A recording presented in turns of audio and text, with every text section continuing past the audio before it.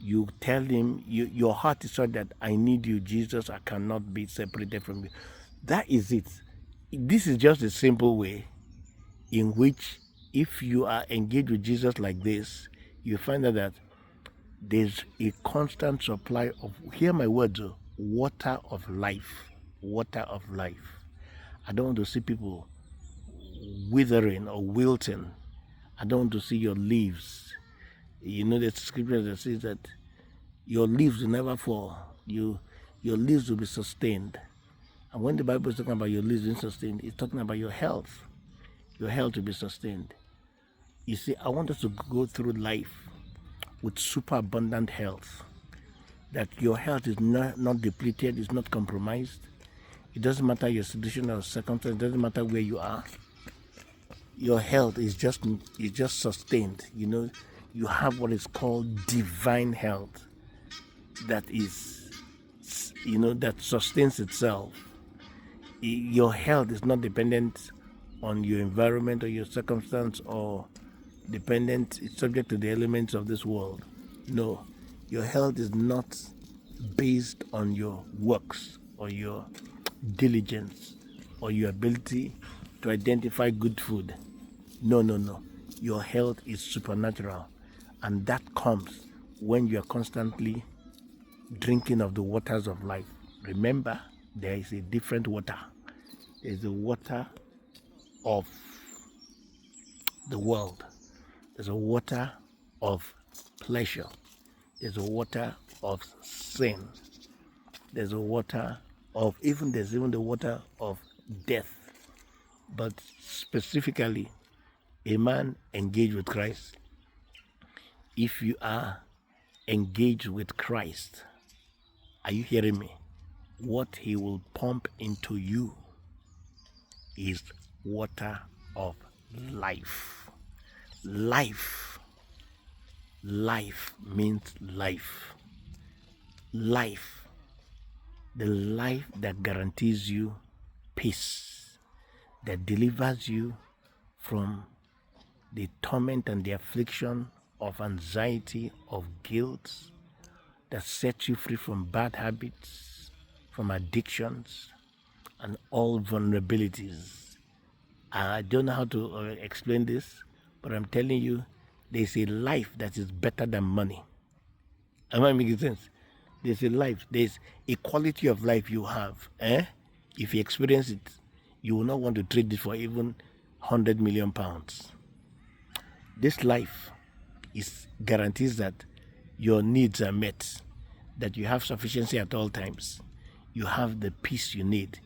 You are not anxious. You are not worried. You are not apprehensive. You are not under any torment.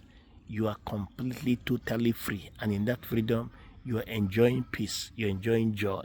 You have unspeakable joy. That's life. It comes from drinking the waters of life that Christ gives. And how do you get it? You get it as you engage Christ as your beginning and your end. In other words, Christ is the author and the finisher of anything pertaining to you. Am I making sense? Okay. Guriba Sakataya. Gariba Hutugurkataya. So let me just caution here. Many people, they start with Christ as the beginning, but as they proceed, Christ becomes obscure. Something obscures Christ, so that some things come in between them and Christ. They block their view of Christ. And so they find out that they are now concentrating on things that are not of the flesh, are not of Christ. So that's why Apostle Paul was not happy with the Galatians. He said, who bewitched you? You started well in the spirit. Now, how did you end up in the flesh? So some of us will start well in the spirit, but we end up in religion, or we end up in the flesh. No, Christ has to be the beginning and the end. He has to be the initiator. He has to be the executor. He has to be the conclusion of every matter. What do I say? He has to be the what? Initiator, the executor, and he has to be the conclusion and the completion of every matter.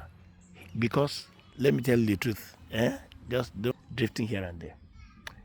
Jesus Christ is the final determinant of any situation in your life.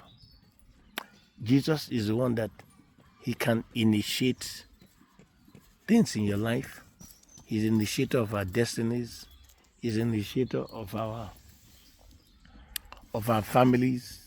He's the initiator he's the originator, let me call it originator of every good thing. Not just he's the originator, he's the sustainer. He sustains your joy. He sustains your peace. He sustains your strength. You have a victory, he sustains it. You have an inheritance, he sustains it. Thou maintainest my lot. Have you come across that scripture? Thou maintainest my lot. You are the portion of my inheritance, and you maintain my lot. A lot of people, it's not that they are not blessed, though. They are blessed. God blesses them. God blesses them. You know, they are so blessed. But the problem they are having is that every time they are blessed, the devourer comes and devours their blessing. Just like the Israelites. They will plant, they will sow, they will have great harvest, but the Midianites come and they take away the harvest. So for some people, it is like that. But you know what? For us, whatever is ours, anything God gives to you, he gives you a beautiful spouse, he sustains that relationship for you. He gives you children, he will keep those children so that those children will not be taken away from you by devourers. Do you understand? Because some people, you can put in all your effort to train a child. Then somebody comes and, you know, leads that child astray, introduces the child to bad life, and the child's heart is turned away from the parents and follows a stranger. No. The Lord is the one that will sustain you. Make him the Alpha and the Omega. Alpha means beginning and the end. And when you engage him as Alpha and Omega, then he will become the author and the finisher of everything that pertains to you. He will become the originator as well as the executor and the completion. So I say, hear me very well, Jesus is the custodian of the finality of any situation in my life.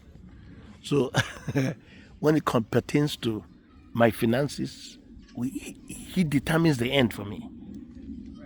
He determines, and listen to me, because he's the hope of glory. I'm not appointed unto shame. In other words, I can't end up in shame because my end is determined by Christ, and Christ is my hope of glory. He is the custodian. Hear my words.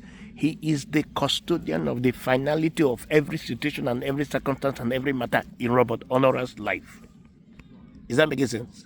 Kuriba satakaria, rato kuriba hataria. I repeat, Jesus Christ is the custodian of the finality of every situation, circumstance in my life. And the end of everything in my life is glory. Bible says I'm not appointed unto wrath. I'm not appointed unto the wrath of God. I'm appointed unto this salvation through Jesus Christ. Okay, I think this is all for today.